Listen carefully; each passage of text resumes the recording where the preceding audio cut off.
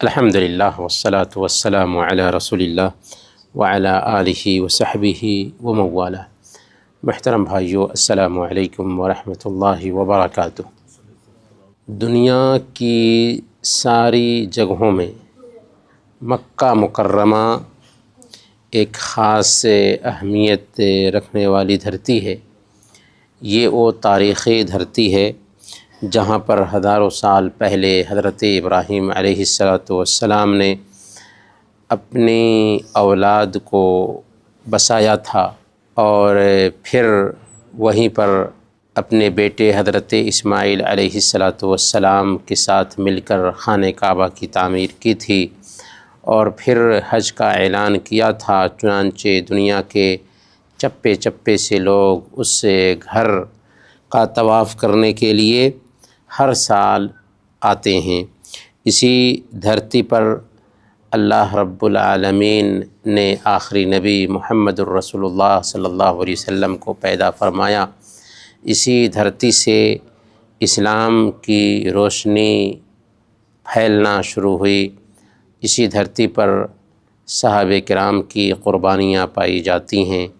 مکہ مکرمہ کی دوسری خوبی یہ ہے کہ مکہ مکرمہ اللہ رب العالمین کو دنیا کی ساری دھرتیوں میں سب سے زیادہ پسندیدہ ہے۔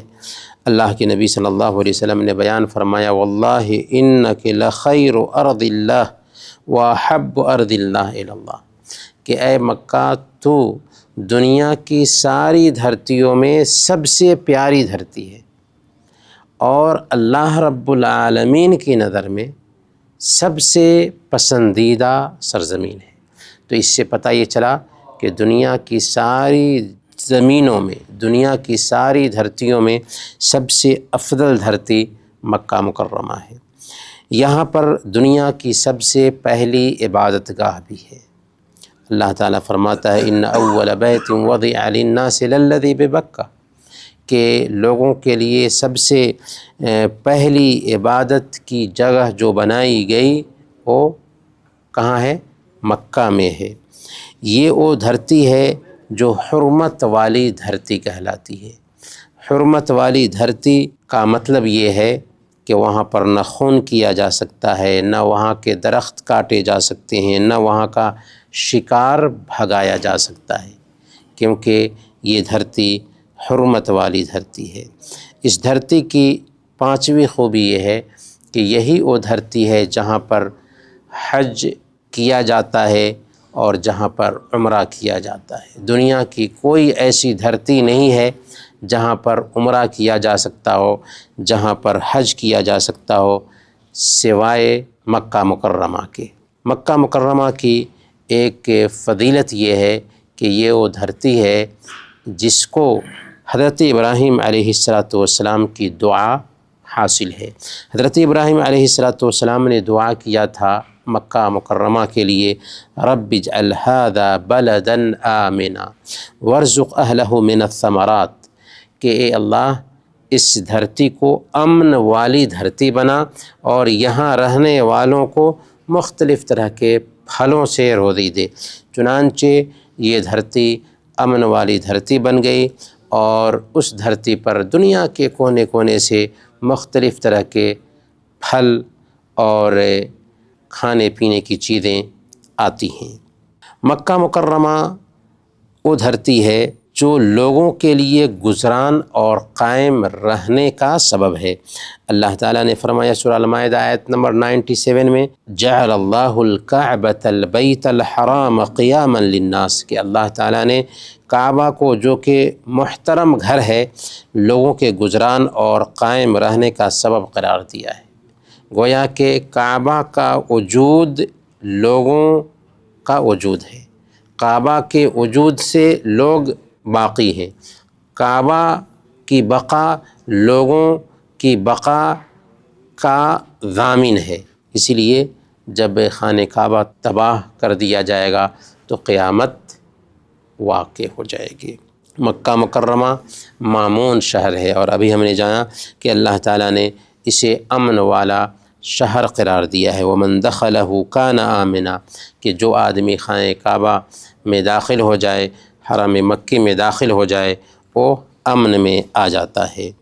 مکہ مکرمہ کے حدود حرم میں جو حرم کے حدود طے کیے گئے ہیں، ان حدود میں غیر مسلموں کا داخلہ منع ہے۔ دنیا میں یہی وہ دھرتی ہے جہاں پر غیر مسلم نہیں داخل ہو سکتے، اور یہ نارمل سی بات ہے کہ فوجی چھاونیاں ہوتی ہیں، وہاں پر سب کو جانے کی اجازت نہیں ہوتی، بلکہ وہاں پر انہی لوگوں کو جانے کی اجازت ہوتی ہے جن کے پاس پرمٹ ہوتا ہے۔ چنانچہ اللہ تعالیٰ نے مکہ میں داخل ہونے کے لیے پرمٹ رکھا ہے کہ ایک آدمی لا الہ الا اللہ محمد الرسول اللہ کی گواہی دے لے اور مکہ میں داخل ہو سکتا ہے۔ حرم مکی میں گناہ کا ارادہ کرنے پر بھی سزا ہے۔ اگر کوئی آدمی مکہ میں ہے، گناہ کا ارادہ بھی کرتا ہے تو اس ارادہ پر بھی گناہ ہے، سزا ہے۔ اللہ فرماتا ہے وَمَن يُرِدْ فِيهِ بِإِلْحَادٍ بِظُلْمٍ نُذِقْهُ مِنْ عَذَابٍ علیم، اور جو بھی ظلم کے ساتھ وہاں الحاد کا ارادہ کرے ہم اسے دردناک عذاب چکھائیں گے۔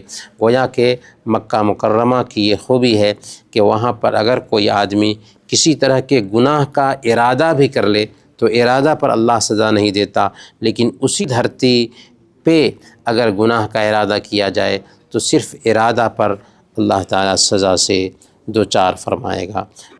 حرم مکی کا دروازہ نمازیوں کے لیے کسی بھی وقت بند نہیں کیا جا سکتا۔ سنن ترمذی کی روایت ہے، حضرت جبیر بن مطعم رضی اللہ تعالیٰ عنہ بیان فرماتے ہیں کہ اللہ کے نبی صلی اللہ علیہ وسلم نے بیان فرمایا تھا، یا بنی عبد مناف لا تمنعوا احدا طاف بهذا البيت وصلى أية ساعة شاء من لیل او نہار، کہ اے بنی عبد مناف، تم اس گھر کا طواف کرنے سے اور اس میں نماز پڑھنے سے کسی کو نہ روکو، چاہے رات میں ہو چاہے دن کے کسی بھی حصے میں ہو۔ چنانچہ اس وقت سے لے کر اب تک حرم مکی کا دروازہ کبھی بھی بند نہیں ہوتا ہے۔ حرم مکی ہمیشہ کھلا رہتا ہے۔ جس وقت بھی ایک آدمی کعبہ کا طواف کرنا چاہے کعبہ کا طواف کر سکتا ہے، جس وقت بھی ایک آدمی اس گھر میں نماز پڑھنا چاہے نماز پڑھ سکتا ہے، اور قیامت کے دن تک یہ قانون رہے گا، کیونکہ اللہ کے نبی صلی اللہ علیہ وسلم نے یہ قانون بنا دیا ہے کہ حرم مکی کے دروازے کبھی بھی دن ہو یا رات ہو، حاجیوں کے لیے، عمرہ کرنے والوں کے لیے، نمازیوں کے لیے، طواف کرنے والوں کے لیے بند نہیں کیے جائیں گے۔ مکہ مکرمہ وہ دھرتی ہے جہاں ایمان سمٹ کر آ جائے گا۔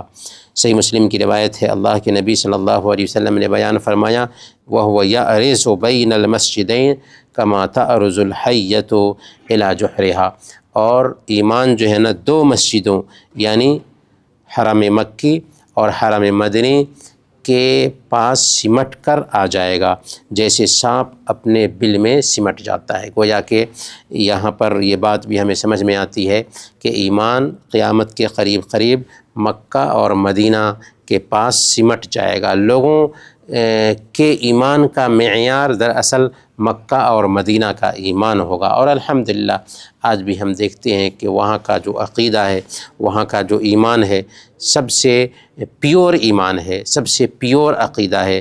وہاں پر دین میں مکس اور ملاوٹ نہیں پایا جاتا، تو یہ دراصل اللہ رب العالمین کی طرف سے یہ فیصلہ ہے۔ مکہ میں دجال کا داخلہ بھی ممنوع ہے، مکہ میں دجال بھی داخل نہیں ہو سکتا، اسی طریقے سے مدینہ میں بھی دجال داخل نہیں ہو سکتا، اور بیت المقدس میں بھی دجال داخل نہیں ہو سکتا۔ مکہ میں طاعون بھی داخل نہیں ہوگا، اور مکہ کی یہ بھی فضیلت ہے کہ پوری دنیا کے مسلمانوں کا قبلہ مکہ ہی ہے۔ ہر مسلمان کے لیے ضروری ہے کہ کعبہ کی طرف قبلہ کر کے نماز ادا کرے۔ مسجد حرام کو اللہ نے اپنا گھر بتایا ہے، وَطَهِّرْ بَيْتِيَ لِلطَّائِفِينَ، کہ میرے گھر کو طواف کرنے والوں کے لیے پاک رکھنا۔ اور مکہ مکرمہ میں خانہ کعبہ ہے، اس کی طرف پشت بھی نہیں کیا جا سکتا اور نہ ہی رخ کیا جا سکتا ہے۔ پیشاب پیخانہ کرتے وقت، تو یہ بھی خوبی ہے مکہ مکرمہ کی۔ اور قبلہ کے احترام میں اس کی طرف تھوکنا بھی منع ہے، یعنی ایک آدمی تھوکنا چاہتا ہے تو قبلے کے احترام میں اس بات سے منع کیا گیا ہے کہ آدمی خانہ کعبہ کی طرف تھوکے۔ اللہ کے نبی صلی اللہ علیہ وسلم نے بیان فرمایا، من تفل تجاہ القبلہ جاء یوم القیامت وطفلہ بین عینیہ، کہ جس نے قبلہ کی طرف تھوکا وہ قیامت کے دن اس حالت میں آئے گا کہ اس کا تھوک اس کی آنکھوں کے درمیان پیشانی پر ہوگا۔ شیخ البانی رحمۃ اللہ علیہ لکھتے ہیں کہ یہ حدیث اس بات پر دلالت کرتی ہے کہ مطلقاً قبلہ کی طرف تھوکنا حرام ہے، چاہے مسجد میں ہو یا مسجد سے باہر، چاہے نماز میں ہو یا نماز سے باہر، تو قبلہ کی طرف تھوکنے سے بچنا چاہیے۔ قبلہ کے احترام میں قبلہ رخ ہو کر بیٹھنے کی اہمیت بتائی گئی ہے، چنانچہ قبلہ رخ ہو کر کے اگر ہم بیٹھتے ہیں تو اس کی اہمیت ہے، قبلہ رخ ہو کر کے ہم قرآن کریم کی تلاوت کرتے ہیں تو اس کی اہمیت ہے، اور مسجد حرام میں نماز کی بھی اہمیت ہے کہ 1 رکعت نماز پڑھیں 1,00,000 رکعت نماز کا ہمیں ثواب ملتا ہے۔ اور مسجد حرام، مسجد نبوی اور بیت المقدس، یہ 3 جگہیں ہیں جن کا سفر کیا جا سکتا ہے عبادت کی نیت سے، اور مکہ مکرمہ ہی وہ دھرتی ہے جہاں پر آب زمزم ہے، جو دنیا کے سارے پانیوں میں سب سے بہتر پانی ہے۔ یہی وہ دھرتی ہے جہاں پر حجر اسود ہے، جو جنت سے اترا ہوا پتھر ہے، اور یہی وہ دھرتی ہے جہاں پر مسجد خیف ہے، جس مسجد میں 70 انبیاء کرام نے نماز ادا کی۔ برکیف مکہ مکرمہ کی بہت زیادہ اہمیت اور فضیلت ہے۔ ہمیشہ ایک آدمی کو دعا کرتے رہنا چاہیے کہ اللہ تعالیٰ مکہ مکرمہ کی زیارت نصیب فرمائے، حج اور عمرے کی زیارت نصیب فرماتا رہے۔ اللہ تعالیٰ سے دعا ہے کہ اللہ تعالیٰ ہم سب کو مکہ مکرمہ جانے اور حج اور عمرہ کرنے کی توفیق عطا فرمائے۔ آمین و صلی اللہ علی نبینا محمد وعلی آلہ وصحبہ اجمعین۔